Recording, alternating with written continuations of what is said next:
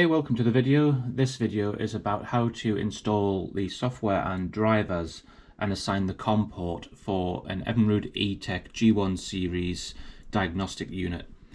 This video will go over the installation and everything that I've just mentioned, and this is compatible with G1 ETEC's 25 horsepower through to the 300 and the FICHT 75 to 250 and the DI 100 through to 250. So the minimum computer standards or requirements required for this installation: obviously you need a Windows-based laptop, XP, Windows 7, 8, 10, 11 operating system is fine, VGA or higher display, a mouse or some other pointer. You can use the trackpad, and you need at least 800 megabytes of space on your hard drive and one unused USB port for the connection. Please ensure that it is powered and has data throughput, especially if you're using an extension. If you use power only, it'll obviously not work. I've got USB 3, but I believe USB 2 works just as fine.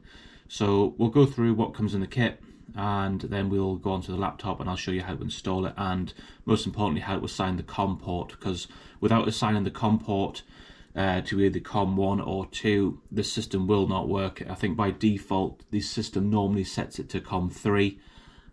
So nearly everyone that I've had emails from or messages from saying it doesn't work, it's because the COM port hasn't been assigned. The installation, very straightforward. The device driver installation, very straightforward as well. It's all on a USB pen, and I'll show you how to do that now. But we'll go to the laptop now and we'll go through all that.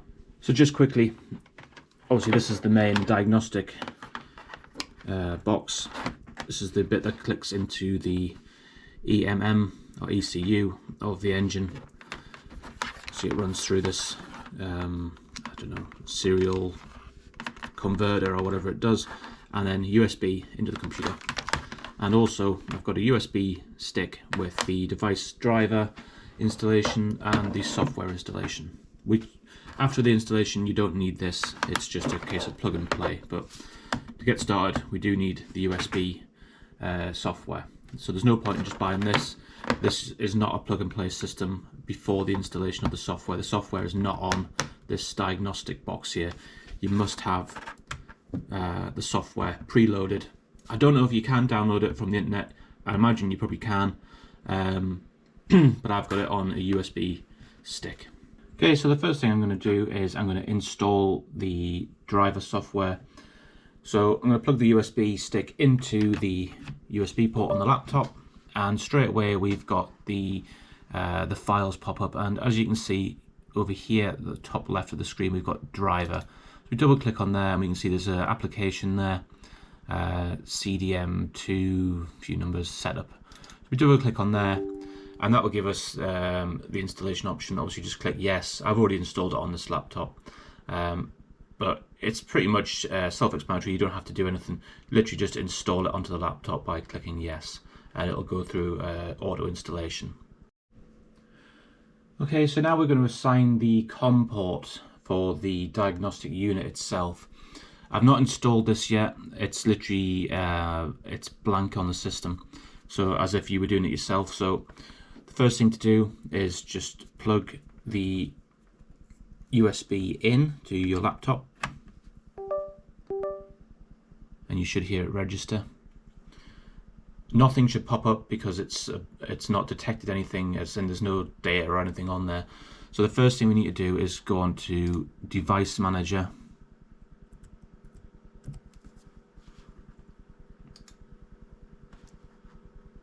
I'll just open that up full screen if you can see it, or at least just get it into the viewing window there. There we go.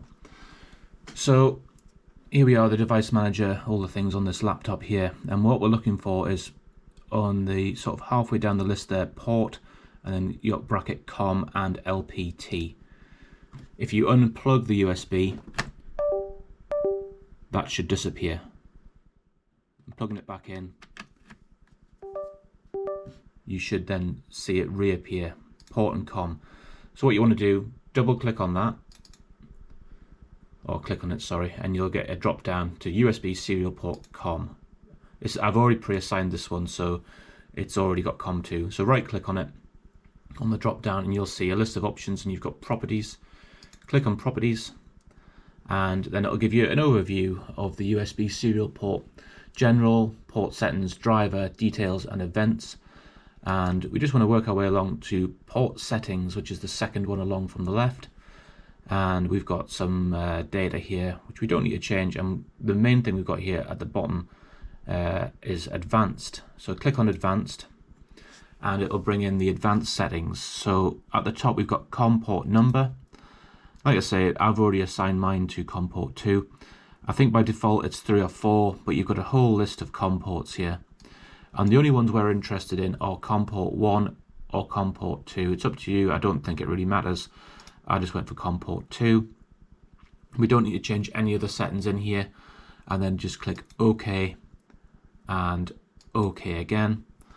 And to see if it's worked, you then unplug the USB, it should disappear, and then reinstall the USB and it should come back up on the drop down with USB port COM2.